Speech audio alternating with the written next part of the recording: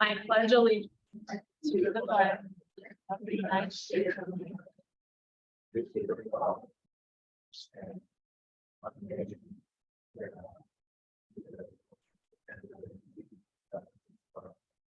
Greet your neighbor.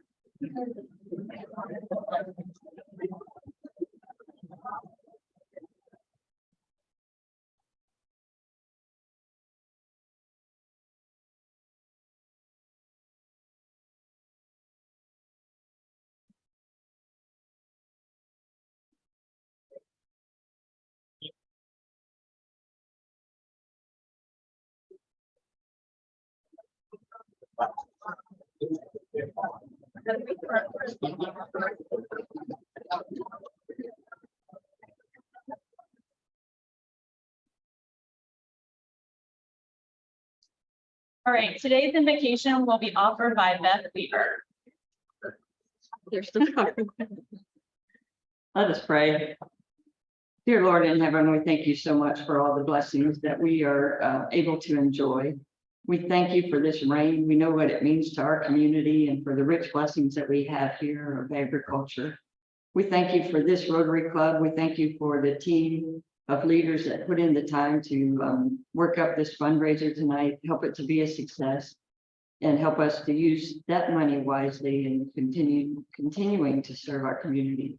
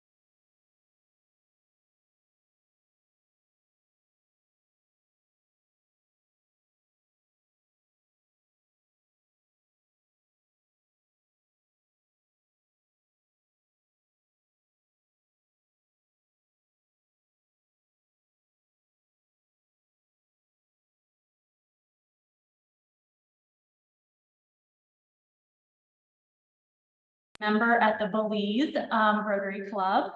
And then his son is a Belize Rotaract student and will be coming to the College of Worcester this year. And so hopefully he will be joining us for many more meetings for his time here in Worcester, but we'd like to do a flag exchange. Oh, I'm going to take a picture. Can you take a picture? Thank you. We are, yes. You can do it. This way? You go like that. All right.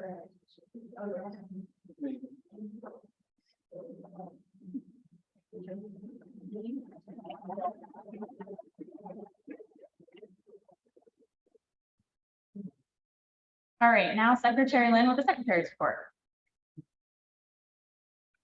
Thank you, President Courtney. We have one other guest today, and my guest, Houston Blair, if you please stand. Houston is an account executive with Lynn Media. So welcome to our Rotary meeting. I'd like to welcome our newest member, John Hutchison will come up, and President Courtney will present him with his red badge. He's the executive director with the Worcester Boys and Girls Club and was sponsored by Larry Smucker. So thank you, Larry.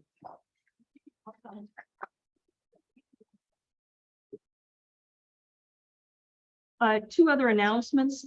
Many of you may have seen in the paper that Vera Zerker passed away. If you remember Tim Zerker, one of our past presidents, she was at 103. And as you know, I think about it, many of you remember how great of a personality and sense of humor that Tim had. And I was thinking how wonderful those 103 years must have been if she was anything like Tim. So we keep Tim in our thoughts and prayers. Tonight, we have Meals with a Mission, 4 to 7.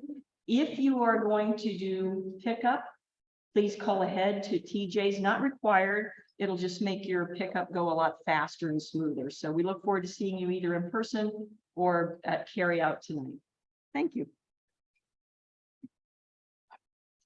All right, thank you. Well, welcome, Houston. Yes, ma'am. Absolutely, thank you. We have tickets online, or you can come and see me, and I have plenty of tickets for you. We are down about 100 from last year, so you want to share the welcome with others, please come see me. I have tickets for you. I was also going to mention, we still kind of need a few workers in the leadership. So if you are desired to stick around after you're done eating and help us out there, come see me and I can put you to work somewhere. All right. Well, welcome Houston again, and Anthony and Ethan. We hope you enjoy our presentation today, our program. And with that, I'm going to have Merle Stutzman introduce our guest.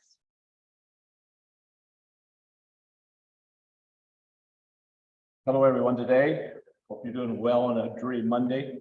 I have the privilege today to bring you a couple families that are truly passionate about helping people spiritually, physically, and mentally.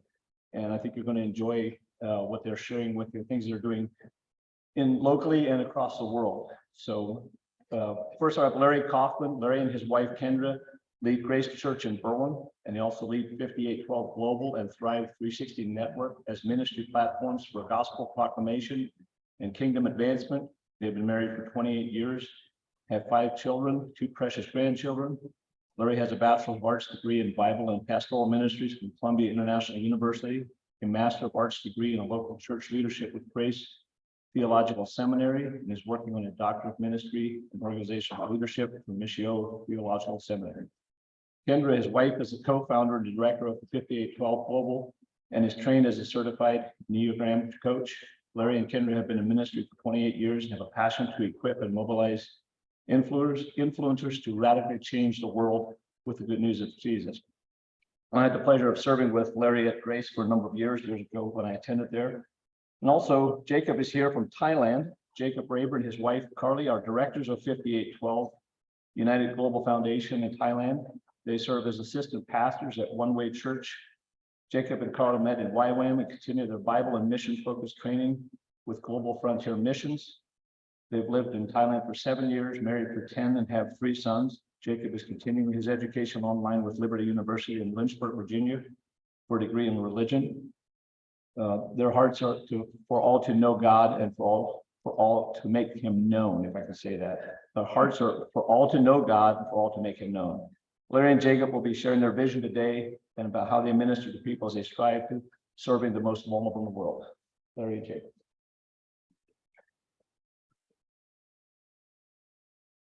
Thank you so much, Merle, for that introduction, and great to be here with all of you.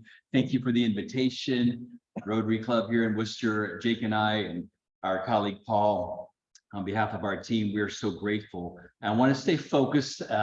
I know we're on time, have a time constraint here. I want to share the vision and structure for 5812 Global, and then how 5812 Global, how this ministry has grown out of my own pain story.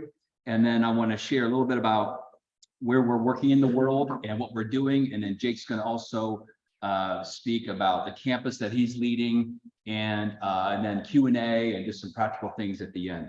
So our vision with 5812, 5812 is from Isaiah 58:12. And our vision is to bring hope and healing to the most vulnerable in our world.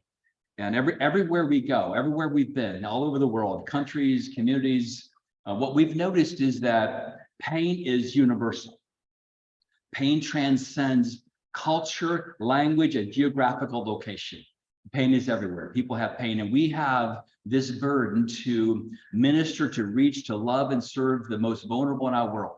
Those that have been affected by domestic violence, sexual abuse, those that are living in the margins of our world, to see them, to serve them, to move toward the brokenness, to help them be restored, to give them hope and healing. And it's been an incredible journey. Our ministry, this ministry's been, it's almost been 10 years that we have launched this ministry. And for those that are battered and bruised and broken, it's been an incredible journey. We have 22 paid staff that are serving in different parts of the world at our campuses. We have a central team of leaders made up of my wife and I are the executive directors. Paul and Cindy, Paul, you want to raise your hand? Paul and Cindy Mullet are they take care of our care and coaching for all of our workers on the front lines. Jake is a director of Jake and Carly Raber are directors of Thailand, our Thailand campus. They'll talk more about that. And then we have a finance coordinator, Lori Summers, and we have a board of directors. We have directors and advisors that give oversight to all of our ministry. It's been amazing to see how God has put this ministry together. And you know how you launch out by faith, but then God builds it. And so we, this ministry really has grown out of my own pain story. You know how God sometimes will take, this is a principle that we've learned. God will take something that has happened to you and bring healing to your life, then he'll turn it into a platform for you to serve others. And this is really what has happened to me. I grew up in a family. There were 7 of us children. My mother and father were raised Amish. They left the Amish after they were newly married. And I would say we were a broken, dysfunctional family. There were 2 of us boys, 5 girls, and I was a middle child. And on the outside, we looked pretty normal, but on the inside, we were very broken. My father passed away over 20 years ago, but growing up, he was what I would call a rageaholic. He was angry, and he devastated our family. Each of my siblings. My brother ran away from home when he turned 16. He got his license. He was gone. I was the only other son, so a lot of the responsibilities fell on me. My mother was a godly woman. She would turn to me for advice as a very young boy. I ended up being like kind of like an adult in our home, and there was so much brokenness in my life, so much hurt and pain. Those were words that I would use to describe my upbringing. My mother used to. We used to have this sewing room in our home. It was a green room. I don't know if we still have sewing rooms. My mother used to make our clothing. And as a little boy, I used to go into the sewing room at night and just cry out to God. I was like, God, where are you? Why is this happening to our family? I remember just sitting there in the dark, just in pain and agony and loneliness, feeling abandoned, and it was so bad. I grew up with this goal, and I say this to my shame, actually. My goal when growing up as a kid was, as soon as I become of age, I'm going to buy a gun, and I'm going to take my father out for what he did to our family, what he did to my siblings. I had so much hatred and bitterness, and unfortunately, I never did that. And I grew up with my dad saying things like, you'll never amount to anything. You're good for nothing. Why can't you be better? And I still hear those words sometimes echoing in my mind even today. But thank God I had a mother who was very godly, and she took us to church. She shared Christ with me. I gave my life to Christ when I was 10. And God began to work, and he began to heal me. And it took me 10 years, from 20 to 30. It took me a decade of counseling and through professors and mentors to realize that my heavenly Father was not like my earthly father. And he's still healing. I have not arrived, but God has done so much healing in my life.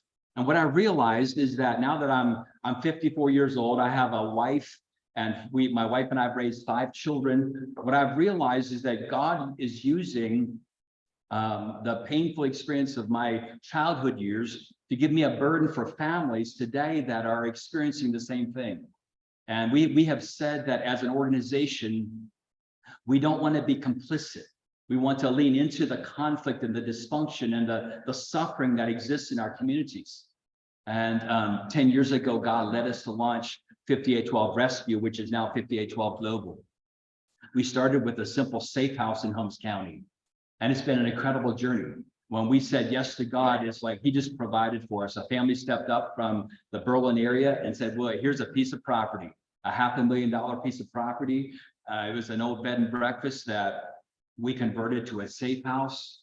And then it just went on from there. The funding came and we started hosting women that were affected by domestic violence and sexual abuse in our tri-county area, Tuscarawas County, Wayne County, and Holmes County.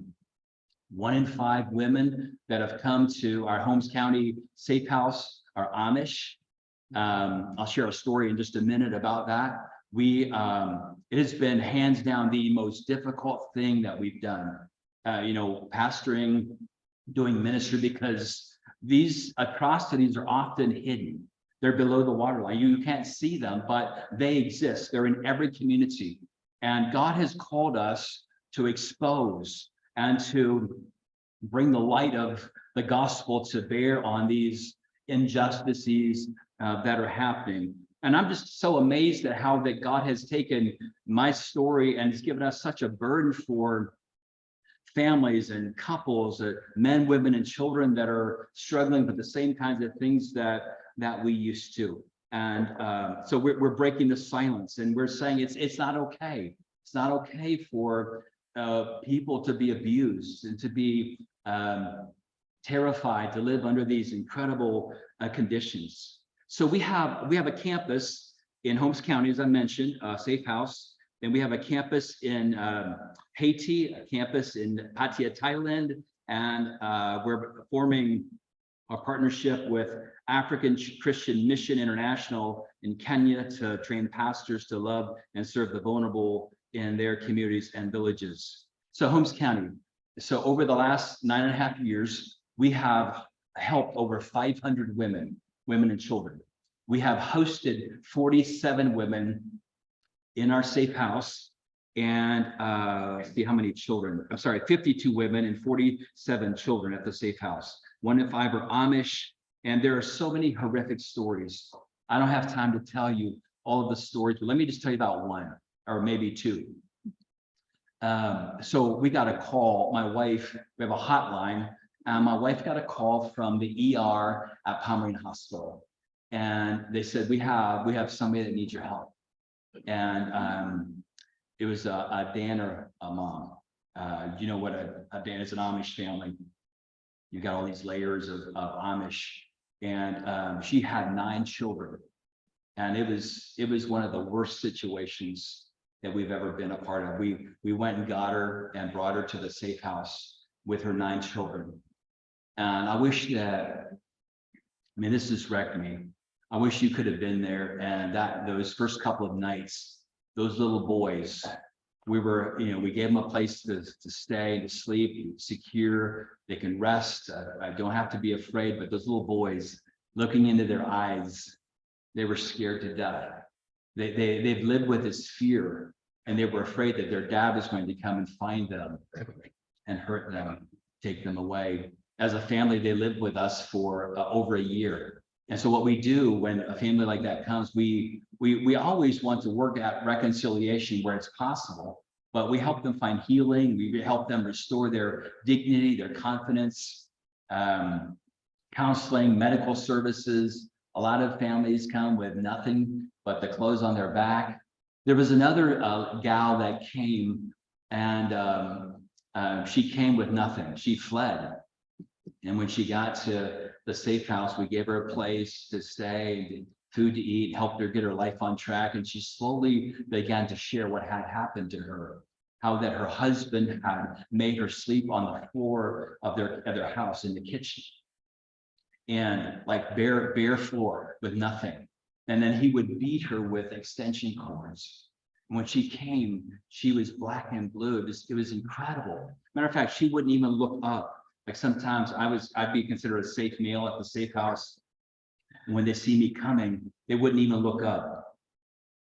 Like there's so much pain and turmoil. But over time, a safe place and working with our staff, you could see their countenance would begin to lift because they're seen and loved and mentored, and they're starting to have hope again. That's what we do at the Safe House in Holmes County. It's our Holmes County campus, is really to love and to serve the vulnerable, to move toward the broken, to give hope and to speak life and to pair them up with a mentor to begin to rebuild their lives. Then we also have a campus in Haiti where we run kids clubs twice a week. We do a reading program, a feeding program. We give clean water to the community. We're caring for 3 abandoned young ladies there. Haiti right now is, I don't know if you are following what's happening in Haiti. It is crazy. It is very violent. There's no stability with the governments. And so we have a campus there to try to be a light and to bring hope to those that are hurting. And then in Kenya, Africa, we're partnering with a ministry there to train pastors to do the same thing that we're doing locally here and our other campuses. And we're just so grateful to God. We feel like God has entrusted us with this ministry. And while it's challenging and difficult, we are committed to loving and serving the vulnerable. And we're so grateful that the way that God has provided for us, the opportunities that he's given to us, and that God is a good father that we can trust. And I would say that if you know of somebody that is experiencing domestic violence or sexual abuse or any kind of issues like this, we want to help. We want to help. Jake will give some more information at the end about how you can partner with us for this, but we're just so grateful for the opportunity to share the ministry that we're involved in. Thank you.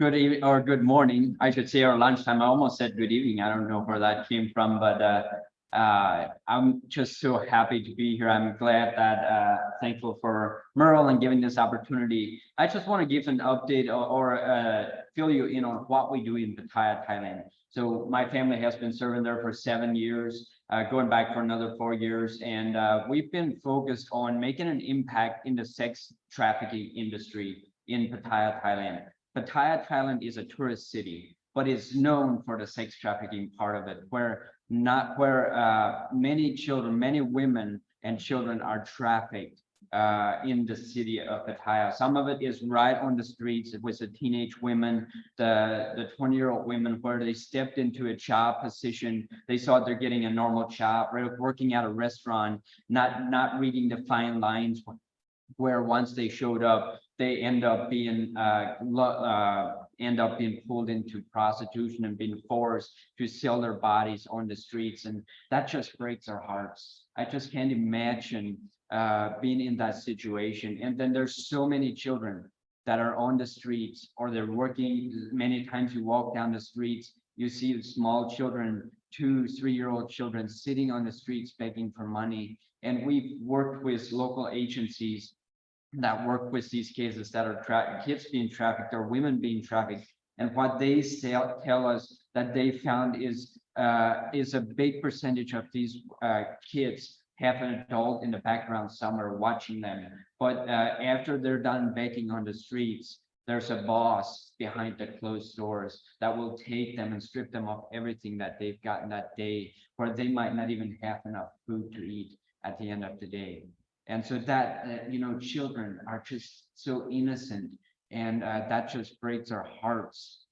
And so we're focused on working on prevention care, preventing these children to fall into situations like that, and then educating them. And the ways that we do that is we have a team of 2 Thai staff, and then we have 6 to 8 volunteers, and then myself and my wife. We also have 3 young children. We have a 9-year-old son, a 7-year-old son, and then a 4-year-old son. And we do a lot of things in the communities where we have programs that we're educating the kids what's right and what's wrong, and what's okay and what's not okay, so that if they're facing something that is abuse or sexual harassment or whatever it may be in their homes, that they know that that's wrong. If the parent or the dad would say, it's okay, this is normal, this is just how it is, you need to do this because I'm your dad or because I'm your uncle, that they have that education that this is not okay, and that they can find help, and that they don't have to accept this. And so the ways we do that is we go into the communities every Tuesday and Thursday evenings. We have 2 communities that we go into, and we pitch a tarp in the middle of the community, and we created a program that we share a Bible story, we teach English, and then we do some education on educating them what's right and what's wrong. We teach them honesty. We teach them how to be truthful. We teach them how to have good work ethics, help their mom, help your dad, and then also be aware of what's right and what's wrong. And we've seen so much growth in the kids' lives that attend our programs. Then we also have every Tuesday and every Thursday mornings where we go into the homes of each child to make sure that they have enough to eat, make sure that they're being safely and properly cared for. And if they don't have enough food, we have a food program that provides rice, that provides noodles, that provides some eggs, whatever they need, so that these kids can get the good food in their bellies and become greater adults as they grow up. And so another thing that we focus on is we want these kids to grow up to learn to know that even though you were born in a poverty home, there is a way of that. Like this doesn't have to be a cycle. This doesn't have to be a generational cycle of you continuing to live in poverty. But if you have the proper education and you strive and you continue to work to get to the next level in your life as you grow up, and one of those things is English. And that's why we pour that into our program. If they have English, they can get a better job when they grow up, which makes a lesser chance for the parents to force them to be sold into sex trafficking, be forced into the bars and then sell themselves so that they can send money back to the families. So that's what we try to focus, is because we don't only want to make an impact now and today, but we want to make an impact in 100 years from now, where we're seeing generations starting from this day forward, generation after generation is being changed to a level that it decreases the amount of kids that are sex trafficking, decreases the amount of women that are working at the bars and selling their bodies day in and day out, because they think that's the only way. That's the only way out of this, and that's the only option. There's so much more to life than working in the bars and selling yourself or being forced to do such thing. So that's what we do in Thailand.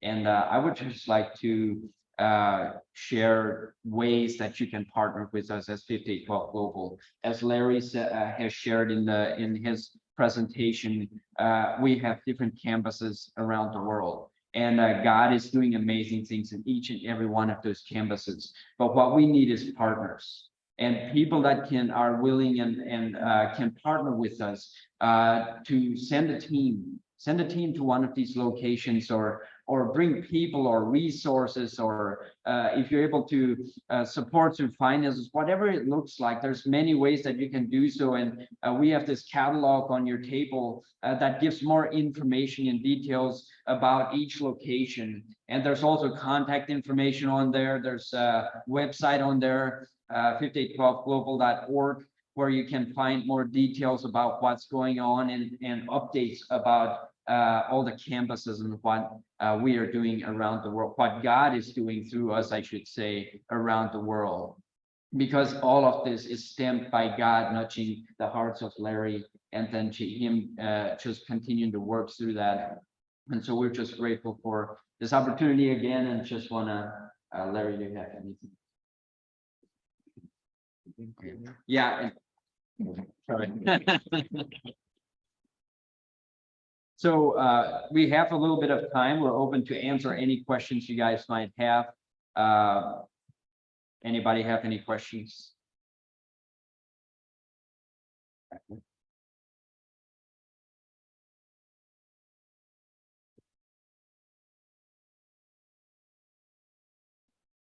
Want to thank you for what you do, and I have a question for Larry, specifically in Kaufman County. When you take victims in and try to restore their lives, do you also follow through with law enforcement so that if users are taking care of their own? Yes, that is a great question. Thank you for asking that. Sorry, what was your name? Becky. So let me tell you a story and I'll get to your questions. When we started with the Safe House in Holmes County, I went to the director of Child Protective Services, Dan Jackson, And I told him, hey, we want to start this. We want to collaborate with you. And that was one of the most disheartening conversations I've ever had. This is what he said to me. He said, no, I don't encourage you to do it. Churches are terrible at reporting. Don't trust pastors. You know, I'm a pastor. And he was like, and Dan's a friend. And I was like, I realized after that conversation that pastors and churches have a credibility problem.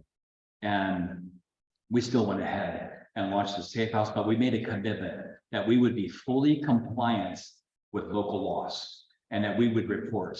And so we do, we report cases where, I mean, we try to help people spiritually, but we also abide by the laws of the land. And so we do report perpetrators, abusers, so that we're working with law enforcement and the county agencies.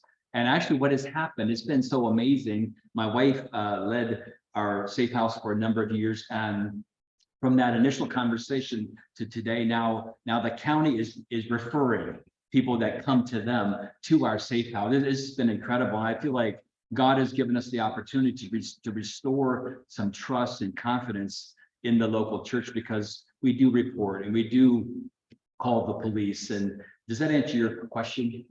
Thank you. Over here. Good morning.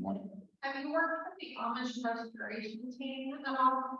Yes, we have. It depends on, we have at different times a little bit. We try to be very collaborative and where it makes sense. Is there more than one?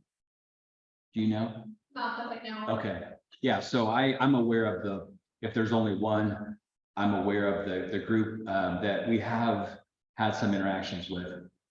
And would you work with families that want to go back to the Amish state?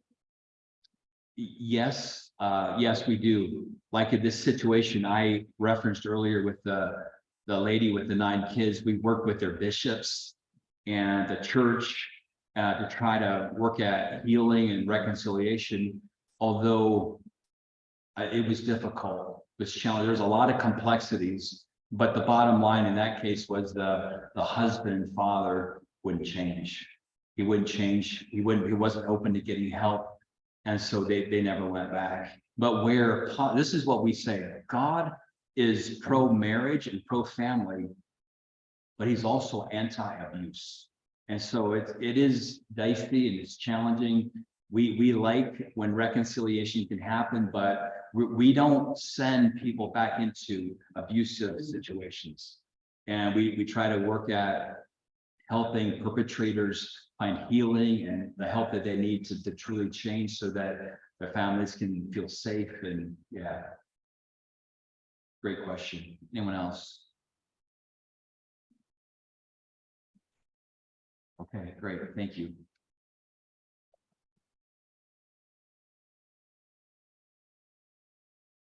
Thank you, Larry and Jacob, for being here today and talking about your mission.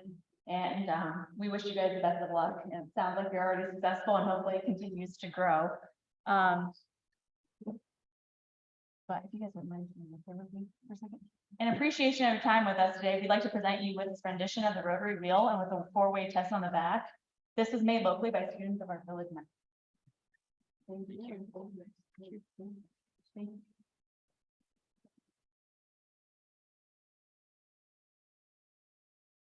All right, well, thank you all for being here. Ethan, good luck to you this year at the College of Worcester. Just a couple reminders, next week we will be having our picnic at the Rotary Pavilion. And then the following week, we will be having Gene Roberts speaking on what it means to be a connector. One thing I forgot to mention about the picnic though, there is some construction going on with the roundabout and we'll send out an email exactly where to enter, but it's going to be, you're going to be going through the church, parking at the church and kind of cutting across there. So for the picnic. Also Meals with a Mission tonight, need tickets, come see me. If you want to work, come see me, but I hope to see everyone there tonight at our event. Yes, sir. We need to bring anything to. No. Should we? Huh? He asked if we should bring anything. I don't think so. No, okay, thank you, no, but we will be taking a picture towards the end of the picnic, so down at the Grove, so hopefully you guys stick around for that too. With that, we stand adjourned.